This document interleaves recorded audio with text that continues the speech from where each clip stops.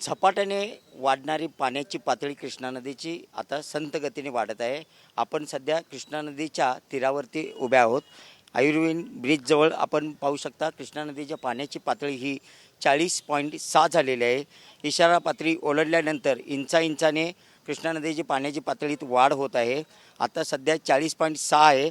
आपण पाहू शकता काकानगर असेल, सूर्यवंशी प्लॉट असेल, या परिसरामध्ये पाणी शिरलेलं आहे.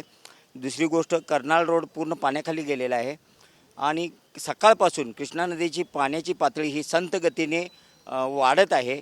त्यामुळे थोडासा दिलासा आहे. पावसाचा जोरसुद्धा सांगलीत सध्या थांबलेला आहे आणि कोयना धरणातून आणि चांदोली धरणातून जो पाण्याचा विसर्ग सतत सुरू आहे त्यामुळे थोडीशी पाण्याची पातळीत वाढ होत आहे. आपली इशारा पातळी 40 होती, ती कृष्णा नदीने सध्या ओलांडलेली आहे. धोक्याची पातळी ही 45 फूट आहे.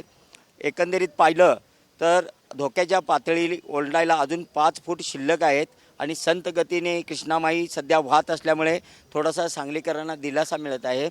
एकंदरीत पाहिलं तर या ठिकाणी आर्मीची एक टीम सध्या दाखल झालेली आहे. त्याचबरोबर NDRFची टीमसुद्धा या ठिकाणी तैनात आहे आणि स्थानिक पोलीस प्रशासन, महसूल प्रशासन आणि महापालिका प्रशासन हे येणाऱ्या पूर परिस्थितीसाठी संपूर्ण यंत्रणासह सज्ज आहे. आपण पाहिलं तर सांगलीकरांना कोणत्याही पद्धतीचं घाबरून जाण्याचं कारण नाही असा विश्वास सांगली जिल्हाधिकारी डॉक्टर राजा दयानिधी यांनी दिलेला आहे. कॅमेरामन विकीसोबत मी शंकर देवकुळे, TV9 मराठी, सांगली.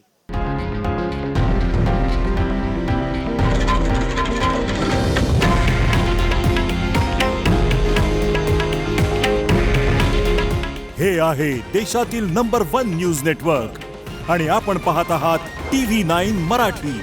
काळजी तुमची, हित महाराष्ट्राचं.